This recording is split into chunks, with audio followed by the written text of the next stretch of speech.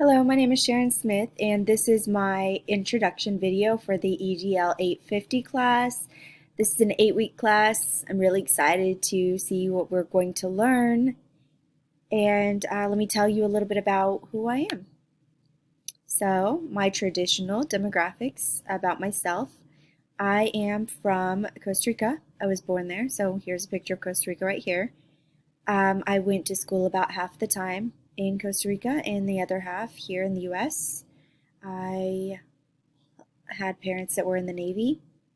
Let me see. I'm currently living in Shawnee Mission, Kansas, in the KC metro area. I live in the suburban piece, and I'm about 7 minutes away from my school. And this is me. I'm a teacher. I work at Argentine Middle School. Argentine Middle School is an urban community in KCK. The students do wear school uniforms.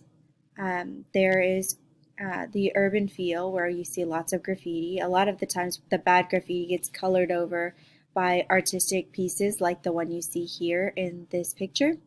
This is an image of my school right now. This is my urban school. It's 50 plus years old.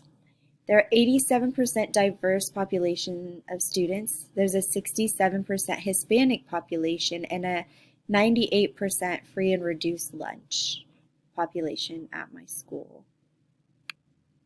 So this is my transitioning slide for the 3 levels of government control. I went ahead and I read the articles and I learned a little bit about the different parts of the government, federal, state, and local. So when I was reading, I was looking at the local government and what kind of supports they provided for public schools at this level, the local level. And I found a quote that said school boards are responsible for funding the rest of their budgets. I'll talk about the other budgets here in just a minute. Local school boards do the collecting through property taxes on all homes and businesses within the area. So primarily school boards ask communities to contribute school funding through property taxes and sales tax. So KCK is a school district that collects school funding through property taxes. From the KCK website, it says the approved budget, and this is for 2019 because it was the most recent I could find. I couldn't find 2020. The approved budget has a general fund of 160.2 million and the supplemental general fund, which is local option budget, of 51.3 million. A local option budget is money raised through locally approved taxes to go to a local school district where those taxes are collected. So, yeah. So in regard to who's in charge in local school districts, we have our superintendent. So our current superintendent is Charles Faust, and we have 7 board members. These board members their duties are to create the annual budget in relation to funding. All of the above members are paid and appointed members of the board. The superintendent, Dr. Charles Faust, has the most power at this level. When it comes to this state level, which I'm moving on to, Governor Laura Kelly and the House and Senate are in charge of financially supporting the Kansas school system. Her duties, as in Laura Kelly's duties, are to basically push and advocate in the Kansas House and Senate.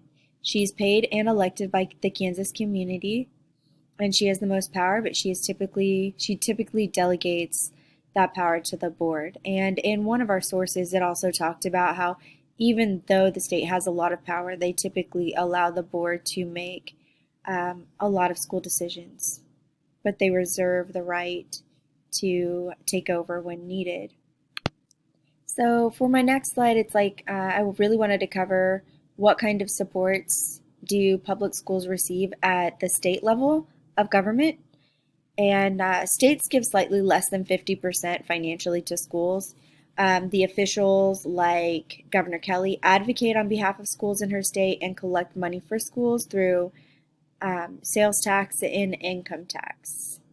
On average, states provide slightly less than half of school funding, which I thought that was interesting. That was new. I did not know that. 42 states and the District of Columbia also derive a portion of their educational funding from state-run lotteries. I was not able to find that Kansas does that. On average, states provide for slightly less than half of schools' operating costs.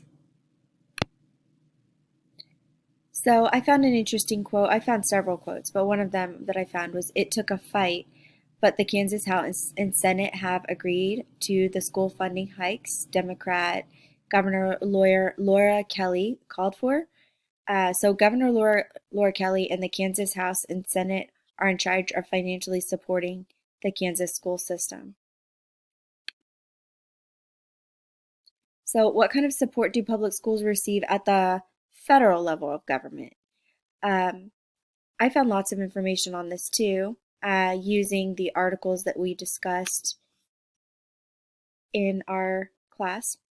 So I learned that schools really only receive about 8 to 10% of their funding from the federal government, and much of this funding is attached to testing and performance requirements.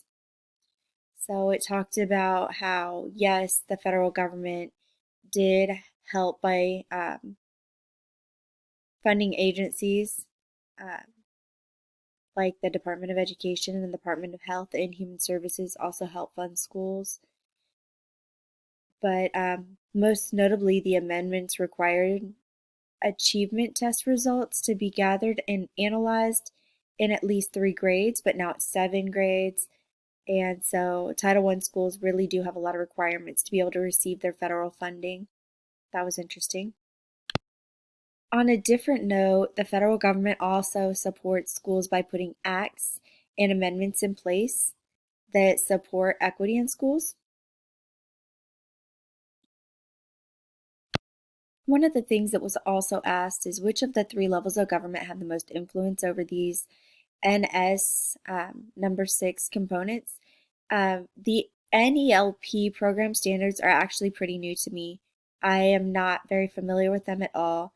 In this case, I feel like they're for building leaders, building level leaders like your principals and other admin. Component number 6.1, it says program completers understand and demonstrate the capacity to evaluate, develop, and implement management, communication, technology, school level governance.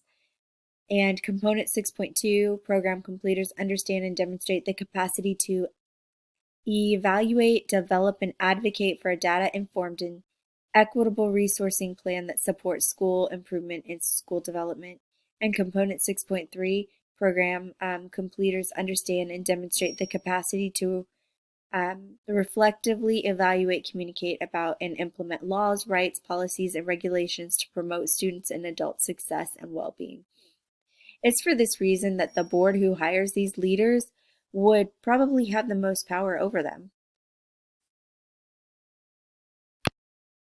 So my final slide is about how all of these support the educational success and well-being of each student and adult. So on a federal level, I talk about increasing equity and inclusion. I think the federal government supports the educational success and well-being of each student and adult because the actions taken via amendments and acts have gone a long way in creating equity and inclusion in schools. For example, like the Individuals with Disabilities Act, IDEA, and Landmark Brown versus Board of Education. As for the state, I wrote advocating for more equal funding and collect school funding through income and sales tax. As for states, working to balance state funding is and to make it more equal also increases equity to students. So locally, they have the largest impact because our boards and superintendent distribute the funds and also implement other plans in relation to funding. And here's my works cited. Thank you guys for listening and have a good day.